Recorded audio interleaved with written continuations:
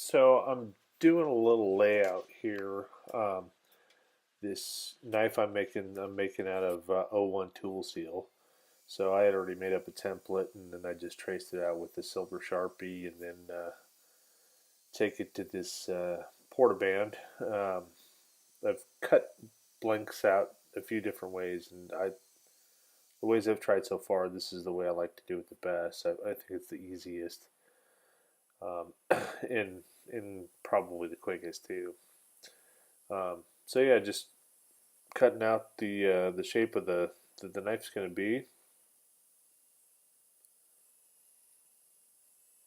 and then once I get the shape roughed out here, then I'll take it to the grinder and kind of refine it on the grinder.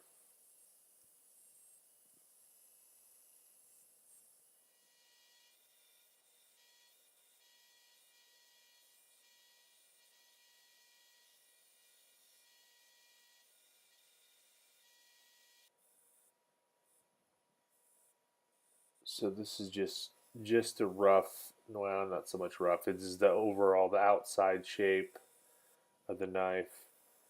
Um, and then once I get that shaped out, then the next thing I'll do is just flatten it on my platen, and you'll see here coming up here in a minute that I got this magnet. It's a welder's magnet.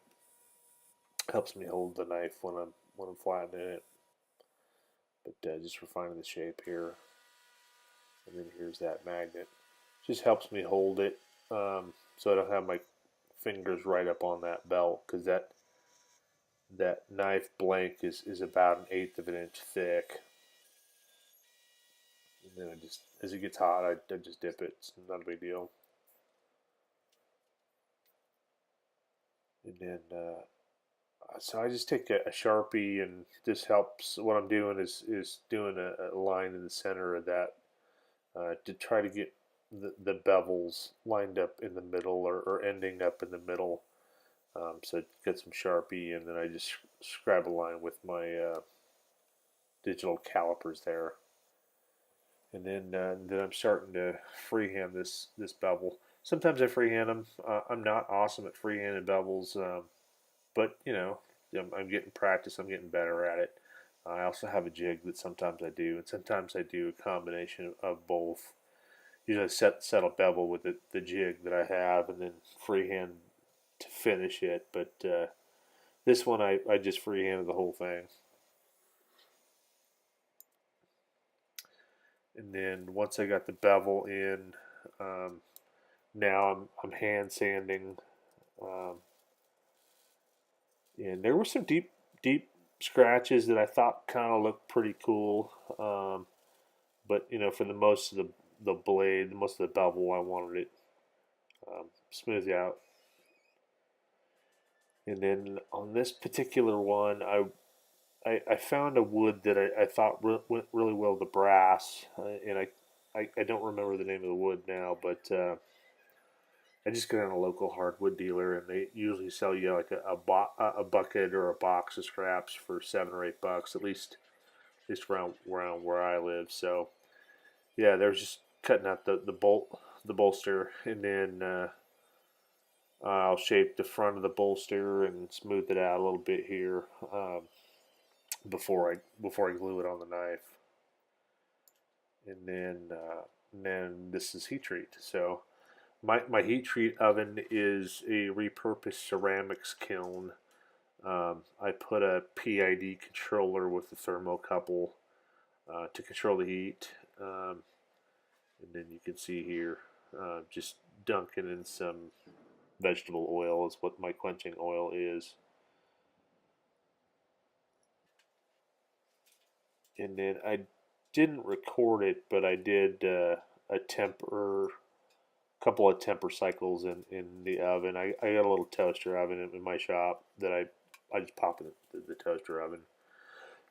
One thing I will say about the toaster oven is it runs way hotter than the dial says. So if that's something you do, and I bought mine from a thrift store, so if you decide to go that route, I would recommend getting a thermometer and just double checking that, because mine was way hotter. So just a tip there. And then you see me gluing on the handle scales here. Obviously, I had already glued on the bolster, and I glued it on the exact same way you see me doing these uh, handle scales, and that's just a 5 minute epoxy. And then I take it back to my portaband and trim the pins and kind of rough out the handles. I've done this all on the belt grinder before, and it's totally doable. It just seems like it's way quicker if I trim out the rough shape there, and then take it to the belt grinder and grind it down. So that's what I'm doing here.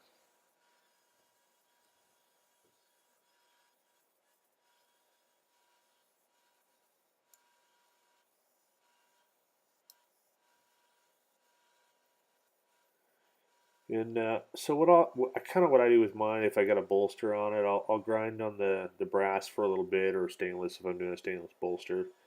And once it starts getting warm, I'll work on the wood a little bit, trying to go back and forth because the wood doesn't get so hot as the brass or the stainless, and you can actually get them so hot that you soften up the epoxy and then it'll loosen up. I've never burnt one, but I think that's possible too.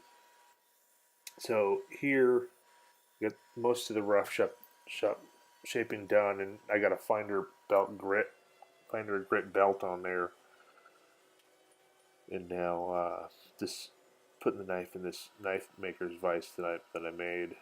Um, and wanted to do some shaping of the bolster with a file, and this just helps me really move the knife wherever I want it. And I get the front of the bolster kind of shaped the way I want it, and then I take it over to my spindle sander and smooth it out and do some more refining there.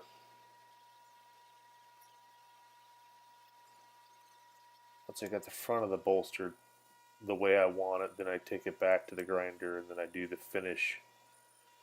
uh, belt finish on the grinder anyway.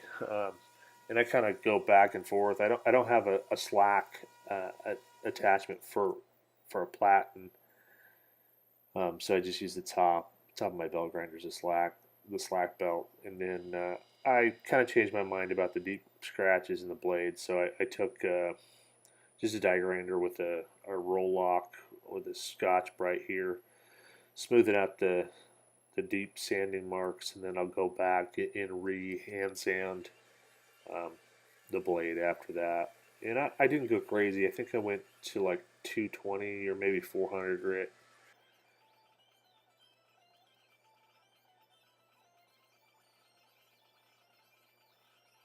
And then once I got that blade about the finish that I wanted, uh, then I put the knife back in the knife maker's vise, and then here's the finish I use. It's just a min wax, paste wax to finish the handle, and I use steel wool to apply it. Uh, I'll give it a few minutes to dry after I apply it, and then I come back and I'll either use a rag or you'll see here I use paper towels. Just kind of wipe off the excess and polish it up a little bit.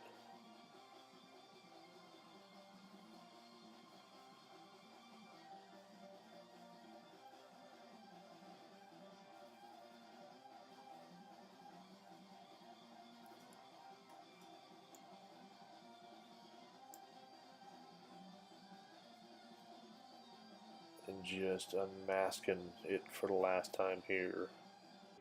Um, and then here is the final product. All I need to do now is sharpen it up and then make a knife sheath. So there it is. Thanks for watching.